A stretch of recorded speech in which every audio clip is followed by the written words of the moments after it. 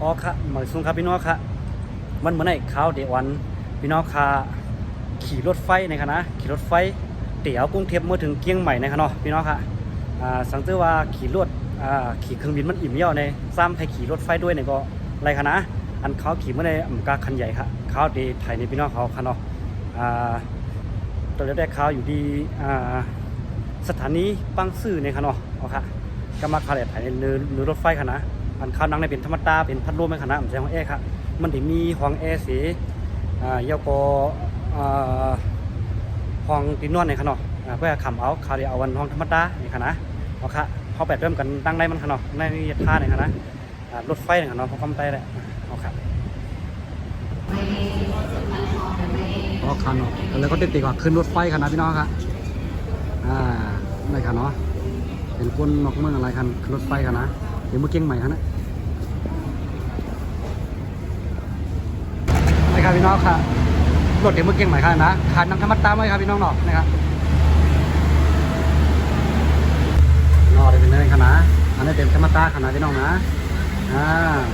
เปี่ยวอยู่ครับเปี่ยวอยู่ก็ขับพี่น้องค่ะก็เร็วค้าก็ลูกดีกรุงเทพเสียเป็นเมื่อกี้ใหม่ครับเนาะเดี๋ยววันพี่น้องขอพาขี่ด้วยรถไฟนะครับเนาะสมมติว่าขี่เครื่องบินอิ่มเย่าขี่รถขี่ก้าอิ่มเย่าเนี่ยก็ซ้ำดังด้วยเครื่องยี่ห้อกันเนาะพวกก็ได้คาเดี๋ยวพี่น้องเขาคาขี่ด้วยรถธรรมดาบางขนาดพี่น้องนะอย่างพวกมากข่าวเขียนให้มันมีตีนวลสีให้มันมีตีนักท่องเที่ยวนะครับเนาะพวกนี้ให้ข้าวแค่ซ้ำด้วยว่ารถไฟมันดีเป็นพื้นนะครับเนาะเดี๋ยววันนี้พี่น้องเขาเสียขนาดติดเร็วดีติดถ่ายนี้ครับพี่น้องครับ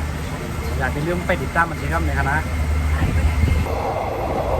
ครับตัวเลี้ยวเขาออกวิ่งกรุงเทพกันเนาะพี่น้องครับจะออกกรุงเทพเมืองครับเนาะเข้าไปมัดด้วยกันครับว่าเดี๋ยวถึงเชียงใหม่ไหลม่วงเลยครับพี่น้องครับ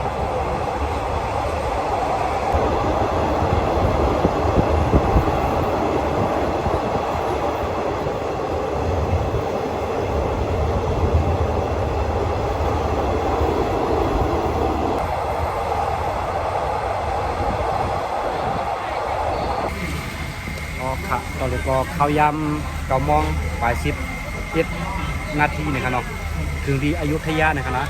ออกมามือ8 โมงไป10 นาทีครับเนาะออกกรุงเทพมา8 โมง 10 นาทีมาถึงที่อยุธยา9 โมงไป10 นาทีนะครับนะถึง1 ชั่วโมงครับเอาครับนะครับอยุธยาครับนะ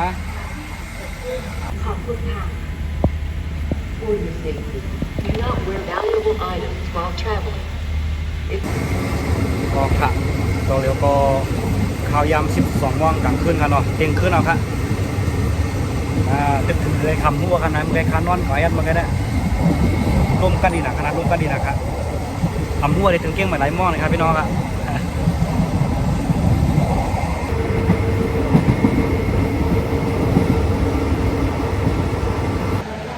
ก็ค่ะตัวเร็วก็ผ่านถึงที่เกี้ยงใหม่ยาวครับพี่น้องครับ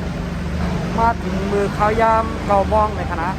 ออกมากรุงเทพ8 โมงครึ่งในคณะตัวเร็วมาถึงเกี้ยงใหม่9 โมงกลางไหนเลยว่าได้เข้าตั้งกว่า13 ชั่วโมงครับพี่น้องนะ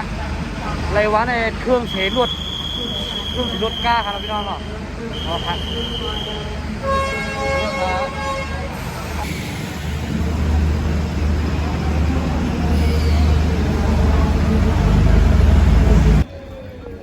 ค่ะถึงเกี้ยงใหม่แล้วพี่น้องค่ะถึงเกี้ยงใหม่แล้วค่ะออกกรุงเทพมาข้าวยำ8 โมงครึ่งในขณะกลางค่ำมาถึงกลางไหนก็9 โมงเลยว่าใจข้าวยำกว่า13 ชั่วโมงครับพี่น้องนะเตเลยว่าหึงเตอยู่ครับเตเลยว่าเนี่ยหึงเสียรถค่ะเนาะว่าขี่รถได้ค่ะนะ